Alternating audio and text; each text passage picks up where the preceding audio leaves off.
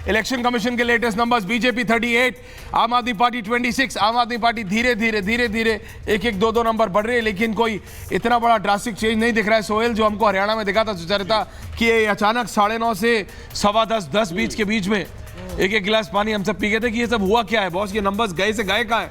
लेकिन अभी बीजेपी 38 है, बीजेपी इलेक्शन कमीशन 35 का नंबर पार है, आम आदमी पार्टी 22 से 26 पे आई है, प्रतीक्षित अभी भी मेंटेन्ड है। प्रतीक्षित कह रहा है बीजेपी 42 पे है, आम आदमी पार्टी 27 पे है।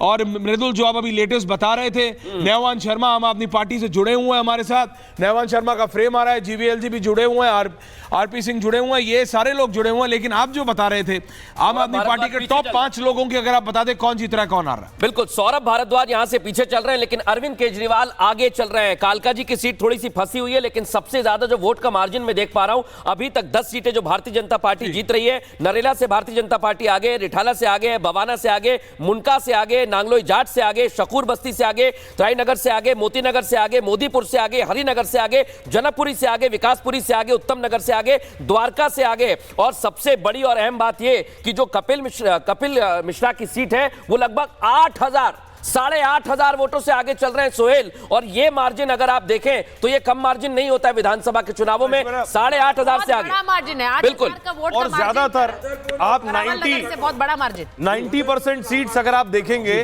तो बीजेपी 9,000, 4,000, 5,000, 3,000, 11,000, 10,000 इस मार्जिन से आगे चल रही है। इस मार्जिन से, क्योंकि दिल्ली में पॉपुलेशन कम है, मार्जिन कम होता है और इतनी लीड लेने के बाद वो जो आगे चल रहा है उसे, आम आदमी पार्टी का टॉप जो है वो 8800 का है।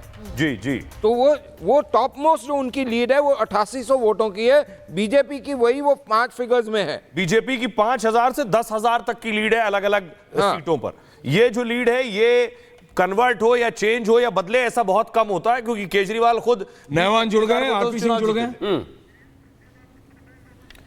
Okay, Virendra Sachdeva, BJP state president. अच्छे चल रहे हैं।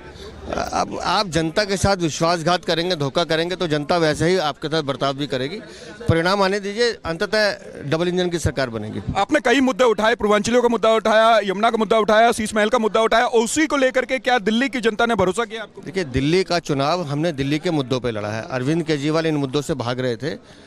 हमने शीश महल, भ्रष्टाचार, शराब घोटाला, टूटी हुई सड़कें, गंदा पानी, बिजली के बढ़े हुए दाम, साफ सफाई, इन्हीं मुद्दों पे अरविंद केजरीवाल से जवाब मांगा, जो वो देने में असमर्थ रहे।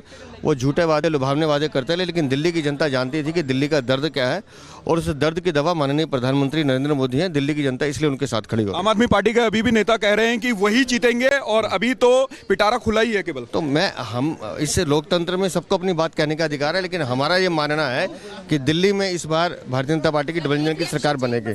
बिल्कुल, आप सुन रहे थे यहाँ पे वीरेंद्र सचदेवा जी को, और उन्होंने कहा कि दिल्ली में तो बीजेपी की सरकार ही बनेगी, और वो आपको दिखना शुरू हो चुका है। रिपब्लिक भारत के लिए विजय अजय के साथ लोमस झा। बिल्कुल लोमस, ओके, क्या कह रहे हैं सुनवाते हैं। करते थे कि हम खुलवाएंगे स्कूल कॉलेज, और खुलवा रहे थे शराब के ठेके, तो ये तो होना ही था। और जैसे मफलर गायब हुआ था, वैगनार गायब हुई थी, टोपी गायब हुई थी, मैं हूं आम आदमी पार्टी, जल्द ही अरविंद केजरीवाल भी गायब होने जा रहे हैं। हमारे साथ गौरव भाटिया जी हैं सर, क्या सुन रहे थे आप इनको? आरपी सिंह जी जुड़े हुए हैं। आरपी जी, इलेक्शन कमीशन के हिसाब से 38 पे आप हो, 27 पे आम आदमी पार्टी है। आम आदमी पार्टी कह रही है थोड़ा और वेट करो।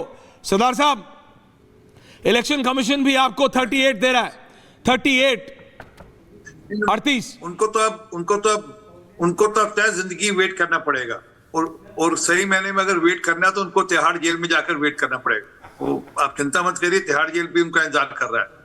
और जो मूल बात है, ये अल्टीमेट जो टैली है, मेरा मानना है 45 और 48 के बीच में जाकर टेकेगी दिल्ली में भाजपा की, जो मेरा एस्टिमेट। और मैं लगातार कई सारे टीवी चैनल पे कह चुका हूँ, और लगातार कई दिन से कह रहा हूँ कि इस बार का जो हमारा फीडबैक है, और जो वोटिंग के बाद भी जो मैंने फीडबैक लिया, उसके अनुसार 45 से 48 सीटें हमारी आती हैं। और ये जो इस बार हमारे पे छाप थी ना कि मुसलमान हमको वोट नहीं देता, जरा वो भी रुकिएगा, शाम तक आप देखिएगा, और कृपा करके जरूर चलाइएगा, दिखाइएगा कि किस प्रकार मुसलमान मोहल्ले जो इलाके हैं, मैं सीट्स की बात नहीं कर रहा, इलाकों की बात कर रहा हूँ, वहां पर भी भाजपा तो जीतेगी। आरपी साहब, ये आपका आंकलन, इसका मतलब क्या है? मुस्लिम बहुल सीटों पर बीजेपी की जीत, इसका मतलब ये भी हो सकता है कि वहां हिंदू वोट कंसोलिडेट हुआ है, या आप इसका मतलब ये निकाल रहे हैं कि मुसलमानों ने आपको वोट दिया है? नहीं, जब मुसलमान बहुल 6 सीट्स हैं, मतलब जहां पर मुसलमान ही डिसाइड करते हैं, अगर वहां भी हम जीते हैं तो फिर कुंदर की याद करना चाहिए ना। हुआ है ना सर, आम आदमी पार्टी। एक मिनट दे दो, और किश्तवाड़ याद करना चाहिए, जहाँ 70% मुसलमान थे। तो क्या कि लोगों का जब गुस्सा निकलता है तो वो हिंदू मुसलमान होकर नहीं निकलता, और जब लोगों को दिखता है कि एक अच्छा अल्टरनेटिव मॉडल है तो वो ये सोच कर वोट डालता है कि मैं हिंदू या मुसलमान हूँ। उसको पता है कि दिल्ली की हवा अगर प्रदूषित है और मेरे कल घर में अगर बच्चा अगर होना है वो उस प्रदूषण में पैदा होगा तो वो वोट नहीं डालेगा। नहीं, तो ये आप बड़ी बात कह रहे हैं, ये मुझे लगता है आम आदमी पार्टी से पूछनी चाहिए, क्योंकि जो आप बात कह रहे हैं कि जब गुस्सा निकलता है तो हिंदू मुसलमान नहीं है, फिर सीधा गुस्सा पार्टी पर निकलता है, और वो गुस्सा आम आदमी पार्टी पर निकला है। जब अगर निवान जुड़ेंगे तो हम उनसे पूछेंगे ये सवाल, हम निवान से पूछेंगे, अगर निवान है तो जरा स्क्रीन पर डाल दीजिए उन्हें, सो दैट हम निवान के पास जा सके। अगर ये जो बात आरपी सिंह जी कह रहे हैं इसका सीधा सीधा ये सारे आ रहे हैं, लेकिन मैं सिर्फ नंबर्स की बात कर रहा सुचारे तो, और मुझे अभी भी लगता है कहीं ना कहीं मुझे लग रहा है कि फाइट इज टफ, इतना आसान नहीं है। आम आदमी पार्टी जो वो बोल रहे थे अभी ऋतुराज झा, वो रिपोर्टर्स को फीड भेज रहे हैं कि 16 ऐसी सीटें, सोहेल 16 ऐसी सीटें हैं, क्योंकि उनको लग रहा है कि नैरेटिव बिल्कुल उनके खिलाफ जा रहा है, उनका कार्डर डिमोरलाइज हो रहा है, तो वो ऐसे रिपोर्ट भेज रहे हैं, और ये आम आदमी पार्टी रिपोर्टर्स को भेज रहे हैं कि 16 ऐसी सीटें हैं जहां 1000 से कम वोटों से उनका कैंडिडेट हार रहा है। 16 ऐसी सीटें आम आदमी पार्टी का कहना। लेकिन उनके जो जीत रहे हैं वो भी तो 1000 से कम से जीत नहीं, उनके जो जीत रहे, और अभी इलेक्शन कमीशन बीजेपी 41 है, अभी थोड़ी देर पहले तक 38 थी, बीजेपी अब 41 है, 41, और आम आदमी पार्टी 27 है। 41 और 27 इलेक्शन कमीशन का है, और जो मार्जिन है वो आम आदमी पार्टी पता नहीं क्यों अभी भी कॉन्फिडेंट है, कह रही है कि नहीं हो रहा, मुझे तो नहीं होता दिख रहा। कॉन्फिडेंट क्यों है मैं बता रहा हूं, 1 से 2 राउंड बस अभी काउंटिंग हुई है। हाँ। ये यहाँ पे कैच है, जो इलेक्शन कमीशन पे जो भी डेटा है, और चौथे पांचवें राउंड तक तो सील हो जाता है। हाँ, तो अभी चौथा पांचवा राउंड आया नहीं है ना। मैं मैं चंद्र प्रकाश जी आपको 1 मिनट इसलिए रोक रहा हूं क्योंकि कई सारे जो मेरे पास डेटा है इलेक्शन कमीशन का, कई सीट ऐसी है जहां पर 4-4 राउंड हो चुके हैं, जिसमें राजेंद्र नगर है, कस्तूरबा नगर है, और आपको छतरपुर बता दूं यहां पर भी 4 राउंड हो चुके हैं। कई जगह ऐसी है जहां पर 3-3 राउंड हुए, पालम, और यहां पर वोट का जो मार्जिन है ये करीब 4000 है, 5000 है। वो लॉक है, जो 4 राउंड जहां हो गए, 5 राउंड हो गए, वो लॉक है। एक बहुत इंपॉर्टेंट फैक्टर आपको देखना चाहिए, जो अभी मैं डेटा देख रहा था उसमें, कि जहां 8800 आम आदमी पार्टी का टॉप मोस्ट लेवल है मार्जिन का, विन का, वहीं अभी जो दिख रहा है 16181, और वो भी कहां? मुस्तफाबाद से मोहन सिंह बिष्ट आगे चल रहे हैं, और ये मुस्लिम बहुल सीट है। और यहाँ पर सोहेल आप तो गए थे उस दौरान, जिस दिन वोट पड़ रहा था। ड्रामेटिक शिफ्ट है। हाँ, एक और भी रीजन है कि इन कॉन्स्टिट्यूएंसीज पे खासतौर पर आप देखेंगे कांग्रेस ने भी मुस्लिम कैंडिडेट दिया, ये वजह है। लेकिन लोग ये मान रहे थे कि अगर ओखला की मैं बात करूं, 3 कैंडिडेट मुस्लिम फेस थे, और एक दूसरी तरफ मनीष चौधरी, लोग मान रहे थे कि मनीष चौधरी ज्यादा स्ट्रांग है, लड़ाई मनीष चौधरी और अमानतुल्लाह के बीच है। हाँ, लोग ये मान रहे हैं। 2260 वोटों से मनीष चौधरी आगे चल रहे हैं, ओखला से भी आपको बता दूं। लेकिन ये जो बात अभी आरपी सिंह साहब कह रहे थे कि मुस्लिम बहुल इलाकों में भी अगर वोट ऐसा शिफ्ट हुआ है तो बहुत बड़ी बात है। तो क्या है माहौल? सीधा चलते हैं हमारी साथी अनामिका पांडे के पास। Anamika Pandey, over to you.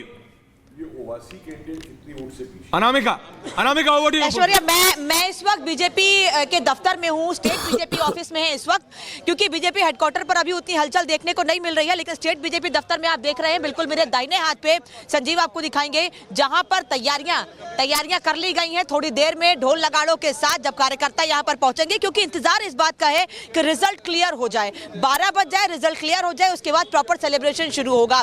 कहीं कुछ ऊंच नीच ना हो, क्योंकि पिछली बार अभी आप भी जिक्र कर रहे थे, पिछली बार विधानसभा चुनाव में देखा था हमने हरियाणा में कि कैसे भारतीय जनता पार्टी पहले पीछे थे, फिर आगे हो गई थी, और सरकार बनाई बीजेपी ने। यही वजह है कि बीजेपी अभी फिलहाल एक कदम फूंक कर रख रही है, और जब तक 12 बजे तक रिजल्ट क्लियर नहीं होंगे तब तक अभी किस तरह कोई सेलिब्रेशन नहीं होगा। कुछ मिठाई के डब्बे जरूर कुछ देर पहले अंदर गए हैं, तमाम बड़े नेताओं के आने का सिलसिला जारी है। वीरेंद्र सचदेवा आपसे कुछ देर पहले अंदर गए हैं, इसके अलावा दिल्ली से सांसद हैं हर्ष मल्होत्रा, वो भी कुछ देर पहले अंदर गए हैं। तो बड़े नेताओं, बड़े चेहरों का आना लगातार यहाँ पर जारी है। लेकिन अगर सेलिब्रेशन की बात करें तो फिलहाल अभी सेलिब्रेशन यहाँ नहीं दिख रहा है।